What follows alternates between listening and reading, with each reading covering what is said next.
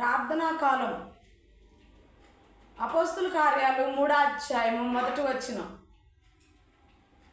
ప్రార్థనా కాలమున పేతురు యోహాను శృంగారపని దేవాలయంకి ఎక్కి వెళ్ళుచుండగా పగలు 3 గంటలకి ప్రార్థనా కాలమున శృంగారపని దేవాలయం ఎక్కి వెళ్ళుచున్నారు. అక్కడ పుట్టుకతోనే కుంటివాడు ఒకడు భిక్షం అడుక్కుంటున్నాడు. వారి దగ్గర వెండి బంగారంలో ఏమైనా దొరుకుతాయేమోనని వారి తెల్లని వస్త్రాల వైపు తేరు చూస్తున్నాడు. వారు ఒక మాట అన్నారు, వెండి బంగారములు మా యొద్ద లేవు, కానీ మేము కలిగి ఉన్నదే నీకు ఇచ్చుచున్నాం. నజరేయుడైన యేసు నామములో దిగ్గుమంట లేచినాడు అన్నారు. వారు చేయి పట్టి లేపగానే దిగ్గుమంట లేచి పుట్టకతోనే కుంటివాడైనప్పటికీ కాళ్ళు వచ్చి గంతులు వేశాడు.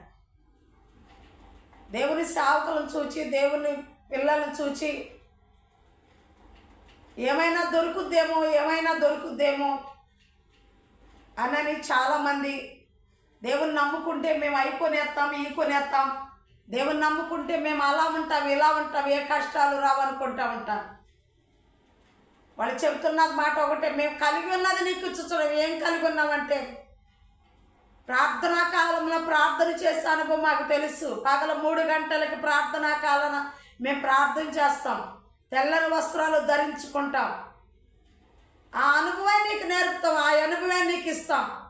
దిగ్గుమంటలే, కృంగిన స్థితిలో నుంచి నువ్వు లే అనని ఆ కృంగిన వారిని లేవనెత్తే అనుభవం.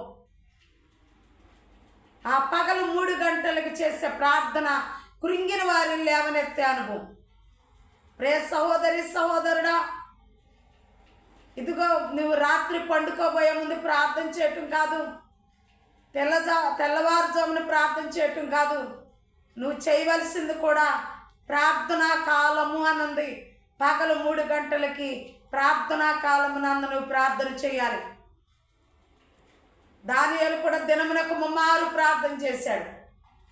దానియేలు వలె పేతురు కూడా ఇక్కడ 3 మారు ప్రార్థన చేసినట్టుగా కనపడుతున్నాడు. నీవును అలా దినమునకు 3 మారు ప్రార్థన చేసి దైవ దీవెనలు, దైవాశీర్వాదాలు పొందుకోవాలి.